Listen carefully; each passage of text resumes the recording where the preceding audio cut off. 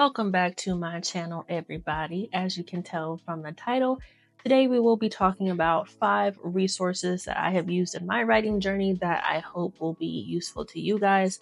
I utilize these 5 things pretty much every single day, and they have transformed the way that I am able to go about my writing journey. So without further ado, let's get into it. Resource number 1 will come as no surprise, as I have mentioned it in a couple other videos already, but it is the 2K to 10K book. So one of the other struggles that I discussed in one of my previous videos was that I was a pantser for a good chunk of my writing experience, and not a great one at that. So there was no follow through, there was no structure. I was just all over the place. I could think in islands and have these great scenes in my head, but I had no way to connect them. So this particular book sat me down and showed me how to plot a story. Not only did I learn step by step how to plot my novel, but I also learned how to edit.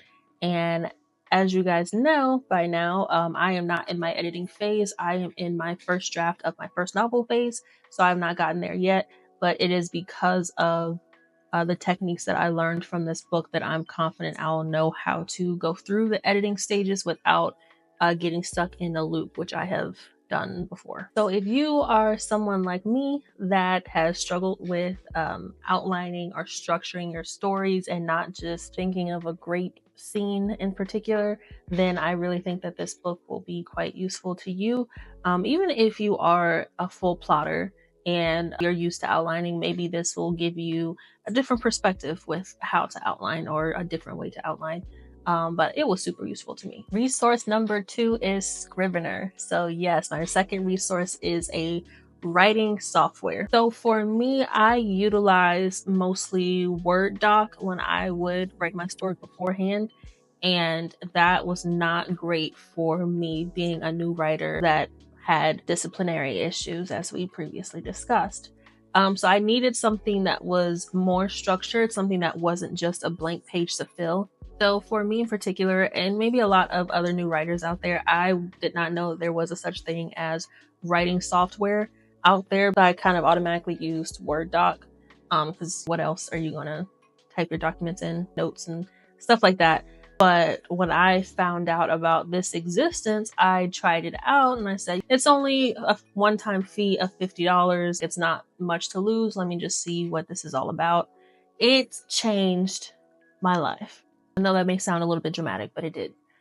So the beautiful thing about Scrivener is that it helps you to organize your manuscript. So all of the things that go into creating your story, your research, your outlines, all of the things, Scrivener organizes all of that in one place for you. So I didn't have to click outside of my Word doc to go to another Word doc and find where I had pictures of my character inspiration, or go outside to my Google searches where I had researched what a particular building looked like. Everything was organized in one place for me, and it kept me on track. I think that's a side benefit to Scrivener, is that it really helps you to stay on track, because I don't know about you guys, but I easily get distracted if I click out of my tab and I get on Google and then I'm just Googling for days on whatever. More distractions that I've been able to eliminate, that is the better that I have become as a writer. And Scrivener has definitely helped me to eliminate a lot of the nonsense that I was doing instead of writing. My third resource is an authortuber. Actually, it is Bethany Atazada. I hope I'm saying that right. But she has been monumental in many questions that I've had about this entire process. So she has been doing this for a long time and making a lot of videos along the way. So I feel like pretty much any question you could have about the self-publishing world, or what that looks like for an author to take on an entire business yourself, she has a video for all of it. She's gone behind the scenes and given you the down and dirty details on how much money that you actually make as a self-published author, and things that I feel like a lot of people don't usually like to talk about. She gives you that, and I think it gives you a more honest perspective of what this journey as a self-published author will look like, so there won't be any rose-tinted glasses going forward. And in general, I think that she is a very encouraging person, and she just makes me believe that I can make this 20 some odd year dream a reality. So definitely check out her channel and get some inspiration from it like I did. Resource number 4. This planner by Mandy Lynn has also been something that I have found super helpful. It is book 3 out of her book launch planner series. I bought this one because I had spent so many hours going through research with on YouTube and all the things that I didn't necessarily think that I needed the other two, but I might be wrong and I might go back. But this one has been super useful for me because it helps to take you through the journey of all the things that go into publishing a book outside of actually writing the story.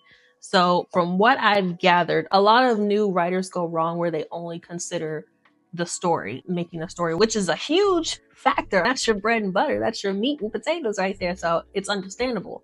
However, especially if you're doing the self-publishing route like I think I am, there is so much more that goes into it. You have to think about where you're going to publish or building a community. You have to think about how you're going to market your book and things like that are just may not necessarily come naturally. So this has really helped me to be mindful of all of the components that go into publishing my story. And even now, when I am in the first draft phase, it's so helpful to be thinking about my book launch next year now and planning ways that I'm going to go about how to actually launch this book, especially because I've never done it before. I don't know what I'm doing. So having something that having something that not only tells me what I need to do, but organizes the steps has been a huge help. And my 5th and final resource is actually another author tuber. His channel is called BookFox. So something else that I enjoy that I talked about Bethany also doing on her page is that he is super transparent. He gives you all the tips that you need on writing in general. So he talks about writing techniques. He gives you personal anecdotes on what it's been like for him as somebody who's been traditionally published and self-published and done editing and all the things. He's played so many roles just in the writing process, and he gives you the insight on what that looks like. He also talks about mistakes to avoid when you're writing, how to find a literary agent, just all the things that you think you may need as a writer he has, but in a funny, presentable manner. And in general, something else that him and Bethany share is that they are just super encouraging people. And I think for now, when you're taking on something that is such a huge unknown, it's helpful to have these voices that are like, you can do it. If I can do it, you can do it. And here's all the ins and outs and all the steps that I took. And maybe you want to follow them, maybe you don't, but here you go. I just find that super helpful. So yeah. He also has a really cool website that I haven't utilized yet. There are a ton of resources on his website, so definitely check him out. Now it'll be Halloween when I post this. So what comes after Halloween? The great NaNoWriMo. And I'm honestly not sure if I'm going to be participating in it. So I learned that NaNoWriMo was a thing about 5-6 months ago, much earlier on in my research journey. And it sounded like a lot, but it sounded like pretty fun and all that. But then the controversy came up with all the statements that they made and everything regarding AI, which you guys can look that up. I don't want to get into any controversy right now. But then there was this uproar and people making videos, and I don't mess with NaNoWriMo anymore, and I'm not doing this anymore. But as a new writer, I just didn't know which way to go with that sort of thing. Somebody who's completely new to the community in general, who has no opinion one way or the other on things. On NaNoWriMo specifically, I definitely don't think you should be using AI to write your story. But I just didn't know which way to go about things or how to do that, especially with me starting my channel mid-October, and which I keep saying NaNoWriMo, but I should break that down for anybody who may not know. But NaNoWriMo stands for National Novel Writing Month, and every November, It is a writing challenge where writers around the world, new and old alike, write 50,000 words for that month. Which again, I thought was a really good challenge for especially somebody who's new. It'll give me a little push to finish things and really get to the meat of things. But don't think I'm going to be participating in NaNoWriMo this year. However, I do think that I will be challenging myself to finish my first draft this month. So what I will do instead, I am going to post every Saturday for the month of November. I will be posting a video of myself getting through the rest of my rough draft, which I will include a little depiction somewhere of my timeline that I have for myself so you guys can see where I am right now with my story. I am going according to the story structure that I chose, which is the Save the Cat structure. So I will lay out all the things in that structure that need to be done.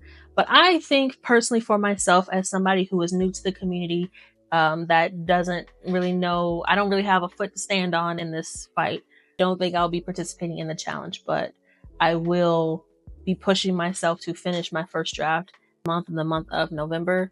So every single Saturday I will have a cute little vlog. You guys can follow along as I complete my first draft. That'll be priority number 1 for November. I have about 11 sections left that still need to be written. I think that's a good hefty challenge. That's something that probably would have been done with the 50,000 word challenge, but we're just going to do it this way. So we're just going to go down the list of all the sections that need to be completed, and we're going to check it off together every Saturday. So hopefully by, I think it's November 30th, the last Saturday of November, I will have my very first completed first draft. So stay tuned for that little series. I'm going to make that my first little mini series, and we are going to complete my first draft throughout the month of November.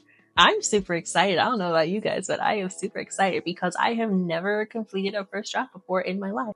Anyways, there you have it, guys. That was my 5 writing resources that I utilize pretty much every single day to help me get through my first draft, to stay focused, to remain encouraged, just all the wonderful things. I also just noticed that I have this oil stain on my shirt. Were you guys just not going to tell me?